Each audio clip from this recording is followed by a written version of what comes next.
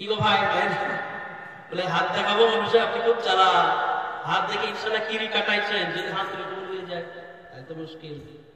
আরে ভাববো ইনশাল্লাহ, আরে হাত যারা তুলেছিল বলবেন ইনশাল্লাহ, হ্যাঁ ভাবতে হবে, কারণ আপনার আমার জন্য কেউ ভাববে না, আপনাকে মাঝে ভাবতে হবে। এখন দুনিয়ার মধ্যে দেখবেন যার কাজ আছে তার দাম আছে, যার কাজ নেই তার দাম নেই।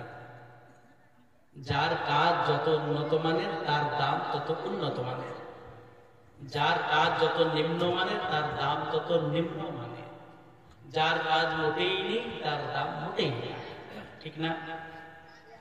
30 বছরের যুবক, 70,000 টাকা তার ইনকাম পার মাস, বিবি বলে আমার জানের জান, ছেলেমেয়েরা বলে আব্বা তুমি আমাদের চোখের মনি, মা বাপ বলে কলিজার টুকরা, বাপ বলে তুমি আমার সম্ভব। এই ছেলেটার বয়স যখন হয়ে যায় 70 বছর, এই ছেলেটার বয়স যখন হয়ে যায় 70 বছর, এই ছেলেটার যে একটা কাজ ছিল 70,000 ইনকাম করা পার মান্থ, এই ছেলের কাজ এখন আর নেই।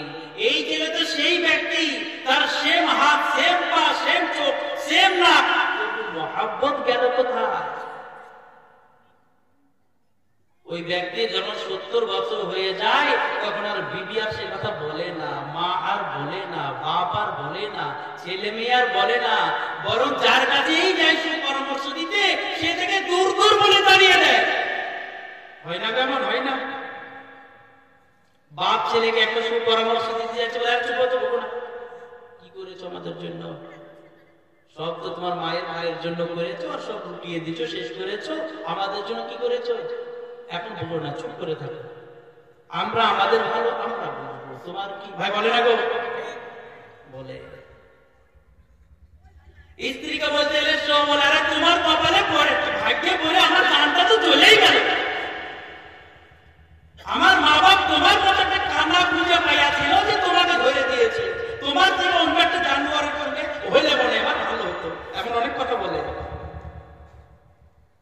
মেয়েকে বলতে গেলে মেয়ে বলে বাপ বড় না তোর মা, বলে না বাপ। আর 70 বছর একজন 30 বছর ছিল তখন কি বলে যান তোরা, 70 বছর হয়ে গেল বলে বাপ বড় না তোর মা, আমার অন্যান্য ভাইদের অন্যান্য বোনদের দিয়েছে আর আমাকে দিয়েছে 50 টাকা।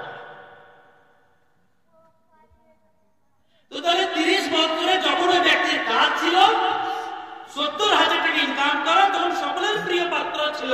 এখন ব্যক্তির বয়স 70 বছর, এখন ব্যক্তির কোনো আর কাজ নেই, কোনো জিম্মেদারি নেই, তো ব্যক্তির হয়ে গেছে কি বেদামি, বরং টাইলস লাগিয়েছে, মার্বেল লাগিয়েছে, বাড়ির নতুন বউ নতুন পোতাপুতি দেখে যে বুড়ো যায় কোথায়, কাশে কোথায়, মাল ফেলে কোথায়, দেখে না গো। কাশবে আর কফ ফেলবে আর পরিষ্কার করতে গেলে বউ মারা যাবে, কেমন বলে কি জামাত কাটিয়ে দেবো, ঘুরে আসবে, মসজিদে এতে কেমন হবে, এতে কাপ বলে না তো। তো তাহলে আমি বলতে চাচ্ছি যার কাজ আছে তার। এখন ধরেন ওই 70 বছরের বাবাজি হঠাৎ বাড়ির মধ্যে এলান করলো, মাশাআল্লাহ আলহামদুলিল্লাহ বিরাট বড় একটা অফার পেয়ে গেছি, বলে কি গো, বলে 50,000 টাকা বেতনের আবার একটা কাজ পেয়ে গেছে। তো দেখবেন যখন বলবে 50,000 টাকা বেতনের কাজ পেয়েছি, ওই স্ত্রী আবার আবার সেই মহব্বত, ওই মেয়ে আবার মহব্বত, ছেলে আবার মহব্বত, বউ আবার মহব্বত, এমনকি নতুন নতুন রিলেটিভ কবর ফেটে বের হয়ে আসবে, আসে না? তো বোঝা গেল যার কাজ আছে তার দাম আছে, যার কাজ নেই তার দাম নেই। তবে আল্লাহ সুবহানাহু ওয়া তাআলা আপনাকে আমাকে দুনিয়াতে পাঠিয়েছেন আল্লাহর কাজের জন্য, না আপনার বা আমার গরু ভেড়া ছাগলের জন্য? আর বলেন না, আমি একটা গরু কিনেছি আপনার জন্য না আমার জন্য? আমার জন্য।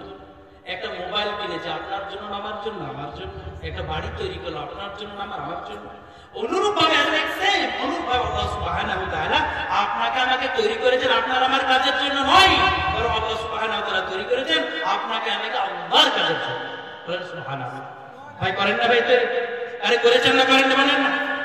এখন এখন যদি আমরা তার কাজ না করি, যেমন গরু আমার কাজ করে না, ওটা দুধ দেয় না, কাটাই ধরে। আমি লাঙ্গলের জন্য বলদ কিনেছিলাম, আমার কাজের জন্য লাঙ্গল বইতে গেলে শুয়ে পড়ে, তো তাকেও কাটাই ধরে। আমি একটা ভালো একটা গাড়ি কিনেছিলাম, গাড়ি চাপলে স্টার্ট দিলে স্টার্ট অফ হয়ে যায়, তো তাকেও বিক্রি ভাঙার দরকার।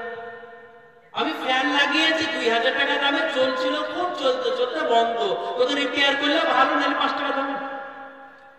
তো বোঝা গেল দুনিয়ার মধ্যে আমি আমার জন্য যে কাজ করেছি সেই কাজ সে যতক্ষণ দিবে ততক্ষণ তার দাম আছে, আর যখন সে তার কাজ থেকে অফ হয়ে যায় তার দামও বেদাত হয়ে যায়। অনুরূপভাবে আল্লাহ সুবহানাহু ওয়া তাআলা আপনাকে আমাকে তৈরি করেছেন তার কাজের জন্য। আমরা যদি তার কাজ করি তো সব থেকে সর্বশ্রেষ্ঠ দাম মাকাম হয়ে যাবে, আর আমরা যদি তার কাজ না করি তো আমরা বেদাম হয়ে যাব। এর প্রমাণ আছে। রাসূল আকরাম সাল্লাল্লাহু আলাইহি সাল্লাম বলেন যে আল্লাহ সুবহানাহু ওয়া তাআলা তার প্রতিটি বান্দাকে 70টি মায়ের থেকেও বেশি মুহাব্বত করেন। আরে সুবহানাল্লাহ বলেন না, আরে জোরে বলে, ঘুমটা পালিয়ে যায়। রাসূল আকরাম সাল্লাল্লাহু আলাইহি সাল্লাম বলেন, সাহাবায়ে কেরামকে বলেন, রে আমার সাহাবারা বলো,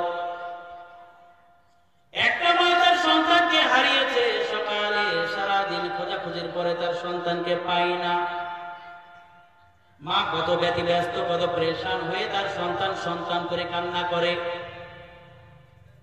সন্ধ্যার সময় রাত্রি যখন ঘনিয়ে আসে, সন্তান যখন বাড়ি আসে, সন্তানকে মা দূর থেকে দেখতে পায়, আর সন্তান মা মা মা মা বলে কান্না করে, মাও কান্না করে, সন্তান ছেলে ছেলে বলে। এমত অবস্থায় মা যখন তার সন্তানকে বুকে জড়িয়ে নেয়, ভাই এদিকে প্লিজ, এদিকে তাকান, মা যখন তার সন্তানকে গলায় জড়িয়ে নেয়, ধরে নেয়, রাসূল সাল্লাল্লাহু আলাইহি সাল্লাম বলেন, হে আমার সাহাবার দলরা বলো, এই অবস্থায় তার মা তার সন্তানকে আগুনের মধ্যে ফেলতে পারবে কি? পারবে? পারবে। রাসূলুল্লাহ বলেন, এই মায়ের থেকে 70,000 নয় 70 কোটি কোটি কোটি মায়ের থেকে বেশি আল্লাহ তার বান্দাকে ভালোবাসে। আর বলেন আলহামদুলিল্লাহ। কি গো আপনাদের আওয়াজ নাই? আওয়াজ নাই কেন? হ্যাঁ ঠান্ডা পালাবে, বলেন আলহামদুলিল্লাহ। এখন বলেন যে আল্লাহ আমাকে এত মহব্বত দিয়ে তৈরি করেছে, তো নমরুদকে কোন আল্লাহ তৈরি করেছে? ওই আল্লাহ তো নাকি? ফিরআউনকে? আমি কিন্তু বোঝার কথা বলছি, বুঝতে হবে কিন্তু। ফিরআউনকে, উতবাকে, সাইবাকে, কারুনকে ওই একই আল্লাহ করেছেন না ভাই? যে আল্লাহ আপনাকে আমাকে তৈরি করেছে মহব্বত দিয়ে, সেই আল্লাহ তো নমরুদ, ফিরআউন, উতবা, সাইবা, কারুনকে করেছে, ঠিক না? তবে যদি তাদের এত মহব্বত দিয়ে ভালোবেসে তৈরি করলো, তবে তাদের ধ্বংস করলো কেন? এটা ভাবেন না? তাই না? আমরা তো মনে করি যে আল্লাহ আমাদের বড় মহব্বত করে, বড় ভালোবাসে, বড় ভালোবাসে, বড় ভালোবাসে, তাই ধ্বংস করে না। আল্লাহ তাআলা তাদেরও তো তৈরি করেছিলেন, ধ্বংস করলেন কেন?